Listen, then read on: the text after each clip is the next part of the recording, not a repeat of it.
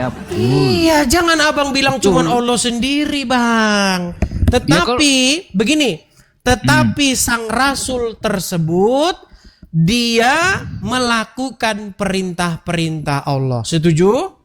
Ya, hukumnya Nah, itu. sama Bang, sama dengan Yesus. Sang Mesias tersebut melakukan perintah-perintah Betul. Bapa di surga. Betul, betul. Makanya ketundukan kepada Sang Mesias, kepatuhan, ketaatan kepada Sang Mesias, artinya menjadikan Mesias sebagai otoritas, di detik yang sama menjadikan Bapa di surga sebagai otoritas.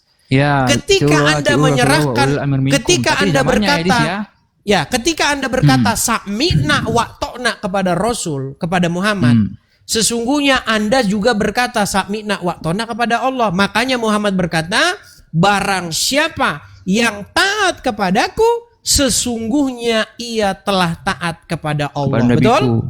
Ya, betul. Taat kepada nabiku. Makanya saya bilang Bang, sebenarnya kita itu memiliki pemahaman yang kurang lebih sama. Bedanya adalah ilah kita yang gak sama. Ilah kami adalah Bapa, Putra, dan Roh Kudus. Ilah kalian adalah Allah dan Rasulnya. Betul. Itu Bang, itu sebenarnya inti perdebatan itu. Betul. Gak jauh Memang dari itu situ. Intinya. Iya. Iya. Memang itu intinya. Memang cuma kadang gini, aku perhatikan ya. Nggak bisa membaca ini lawannya dari arah mana, sudut mana, perspektif mana gitu. Jadi kemana-mana gitu. Kalau aku udah tahu, Edis udah tahu aku. Karena ketika Yesus mengatakan waktu itu, Yesus itu punya Tuhan. Dia kan punya Tuhan, iya. Karena kami juga nggak bisa menghukumi orang itu dengan bahasanya. Contoh, di Medan bahasanya kalau mangan itu adalah makan. Kalau di Sunda mangan itu mencuri. Nggak mungkin dong kami hukumin orang dengan bahasanya kan. Iya, gitu. makanya saya bilang begini, yang Bang. berbeda. Oke. Sekarang begini, ketika Anda berkata sami'na wa ta'na kepada iblis, ya, saya patuh dan saya taat. Berarti iblis itu menjadi ilah nggak bagi Anda? Udah. Jatuh. Betul? Betul, jatuh. Iya. Ketika seseorang membuat hawa nafsunya itu menjadi sesuatu yang menguasai dirinya, sehingga seseorang itu takluk, taat, patuh, sami'na wa ta'na kepada hawa nafsu, maka hawa nafsu itu menjadi ilah bagi dia. Dan itu nggak boleh. Nggak boleh. Yang kalian harus sami'na wa ta'na itu kepada Allah dan Rasul. Nabinya. Iya. Nah kami juga seperti itu. Kami tidak boleh menjadikan otoritas yang lain selain daripada Bapa, Putra, dan Roh Kudus.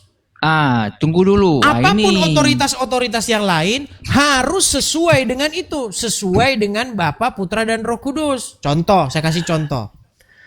Ada pemerintah. Pemerintah mengatakan begini, kalian tidak boleh membaca Injil. Kalian tidak boleh percaya kepada Yesus. Apakah kami harus mengambilnya sebagai otoritas? Tidak boleh. Karena bertentangan dengan Bapa, Putra, dan Roh Kudus. Seperti itu Bang.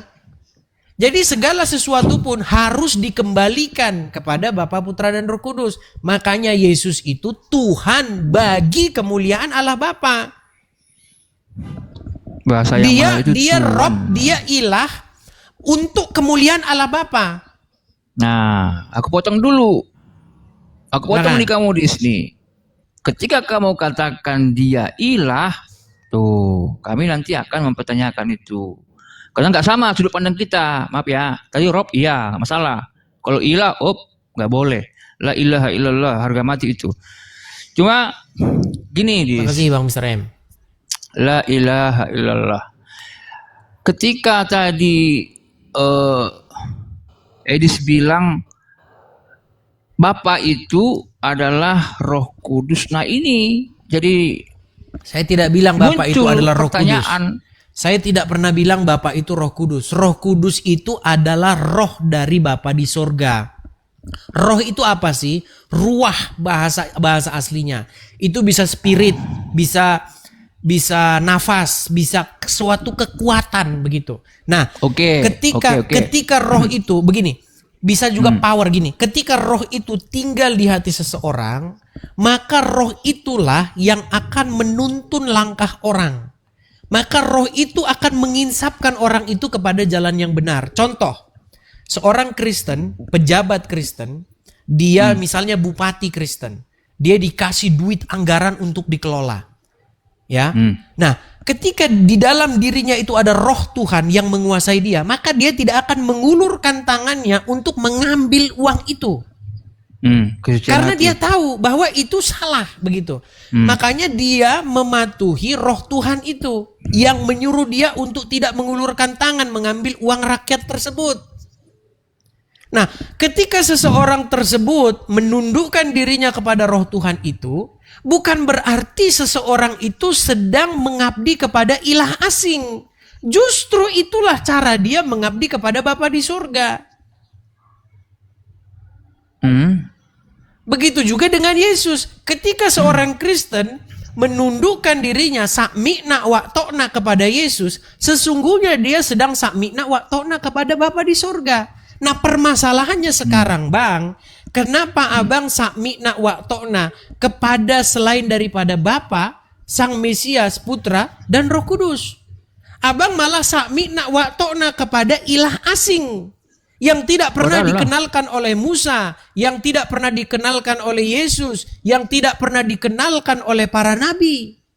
Anda malah sakmina wa ta'na kepada suatu otoritas lain, yaitu sesembahan orang-orang Quraisy yang jelas-jelas pada zaman Muhammad mereka adalah para penyembah berhala. Cerdas ini sih di sini. Jadi Ya kan? Cuman tadi aku mau lari ke masalah Bapak tadi ya. Ada yang mau aku tanya tadi sih, cuman karena kau lari ke sini ya udahlah.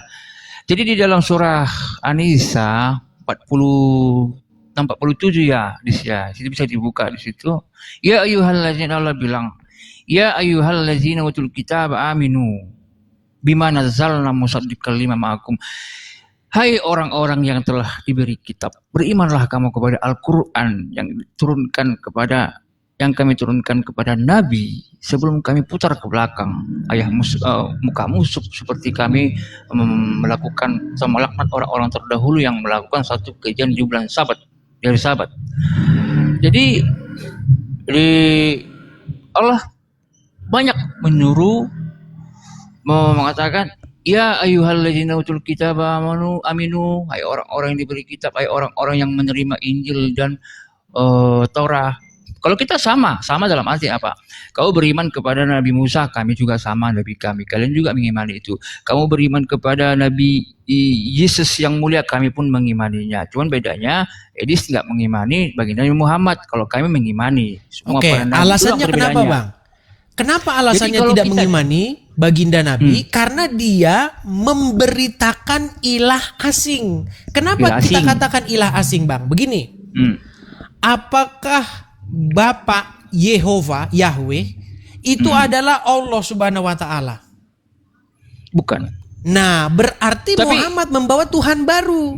Tuhan yang sebenarnya adalah Tuhan nenek moyangnya Muhammad, yaitu bangsa Quraisy. Beda. Kalau Edis menyimpulkan ke situ salah. Oke, kita buktikan, Bang. Kita buktikan. Kenapa? Kita dari bukti-bukti peninggalan-peninggalan yang ilmiah dan akademis. Begini, Bang. Dulu orang-orang zaman dulu itu memberi nama anaknya dengan membawa nama-nama Tuhannya. Contoh, saya kasih contoh. Daniel. Ya. Ada kata Daniel, ada L di situ. Yesaya. Ada kata Yah di situ, Yesaya. Yeshua, ada kata Yah juga di situ. Kemudian Zakaria, ada kata Yah di situ, Zakaria.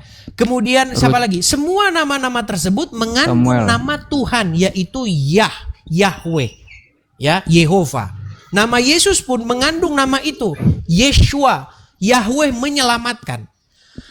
Nama-nama orang Arab itu mengandung nama Tuhannya, ada kata lah di situ. Contoh, Abdullah, artinya Abdu, hamba, lah Allah, hamba Allah.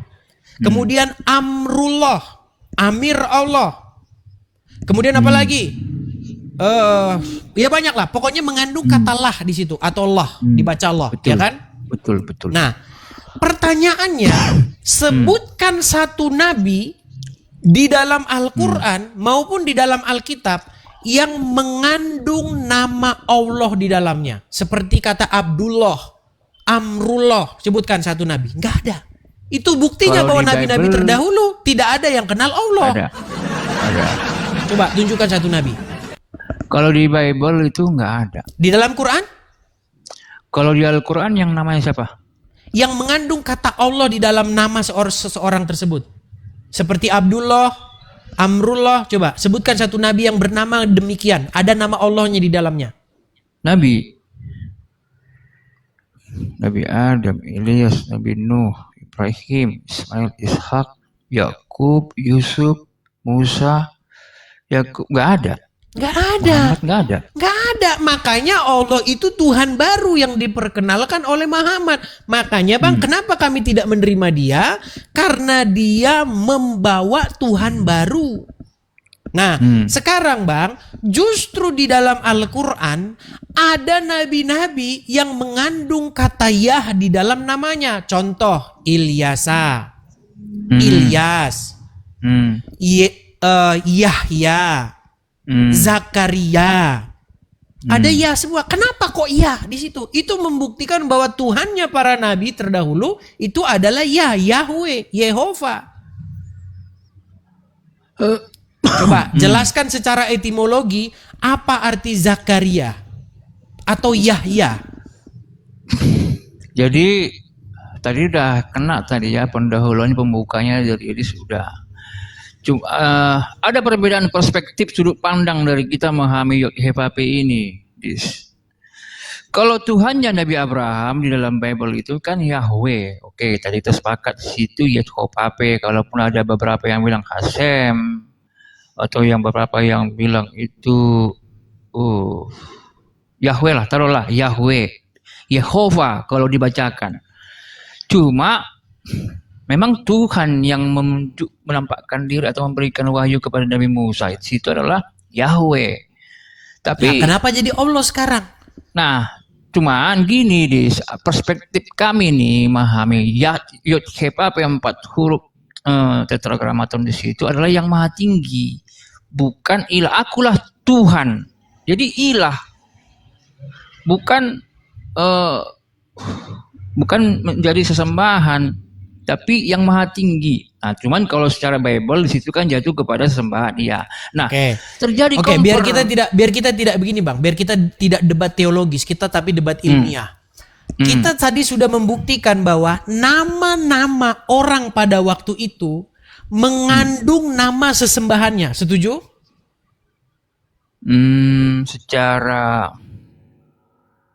Secara etimologi tadi beberapa atau secara ini ada bukti-bukti. Contohnya misalnya contohnya Yesaya, Yehezkiel, ya kan?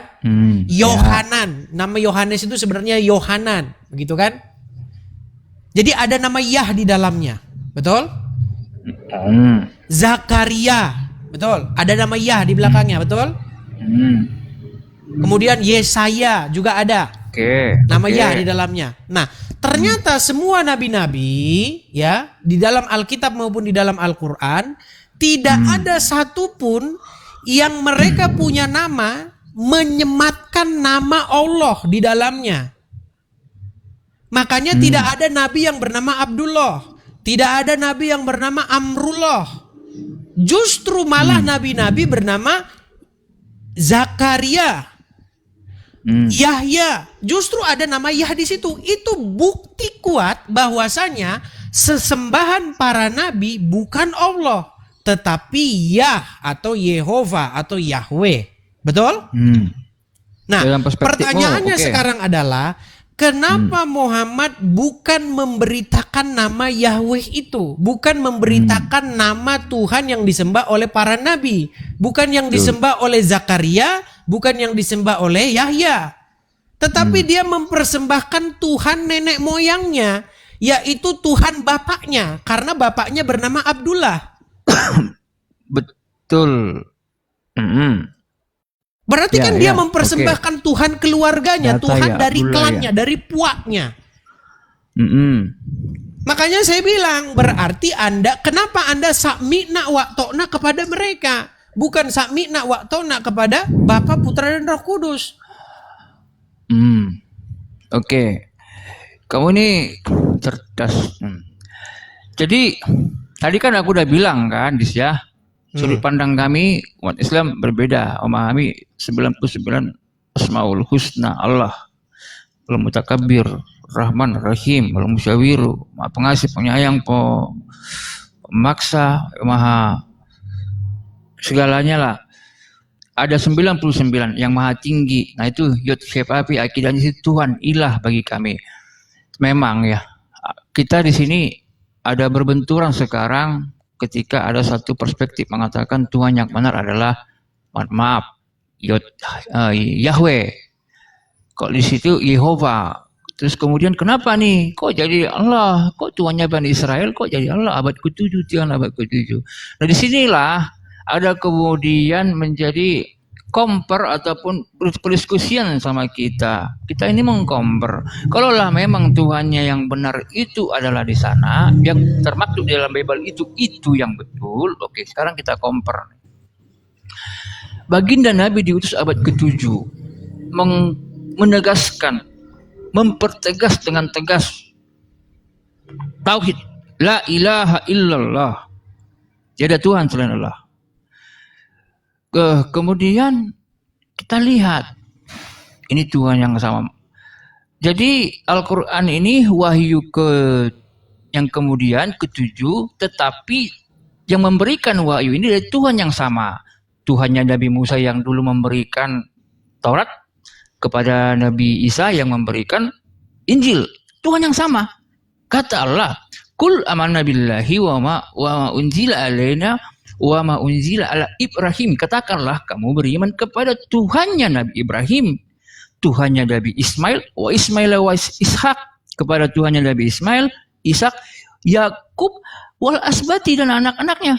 Dan apa yang kami berikan kepada Nabi Isa, Musa, dan kepada Nabi dan para Nabi dari Tuhan mereka. La nufariqu baina ahdim minhum wa nahnu lahu muslimun. Kami enggak membeda-bedakan satupun dari antara mereka, dan mereka semua orang Muslim. Loh, kok ada ini Al-Quran turun abad ke-7 mengaku-ngaku Tuhannya Nabi Musa, Tuhannya Nabi Ibrahim. Bukannya Tuhannya yang mengenal Tuhannya Nabi Ibrahim, Bani Israel kan gitu. Ini yang benar ya kok? Ini yang benar nggak nih? Yang jadi pertanyaan adalah benar nggak nih? Karena secara teks dalil tertulis dan kami sebagai umat Islam ketika kami memahami Al-Quran ini langsung dari Tuhan kita. Tuhan penciptamu, Tuhannya Yesus, Tuhannya Musa. Oke, Itu. berarti Memang intinya, berarti intinya, apakah abang di sini masih bersikukuh bahwasanya Allah yang digambarkan atau yang diberitakan dalam Al-Quran itu adalah Yehova atau Yahweh? Bukan. Nah, berarti Tuhan asing. Berarti Tuhan asing, betul? Betul. Nah iya, nah, makanya kenapa abang gimana? ikuti itu Tuhan yang baru ini? Kan kita melihat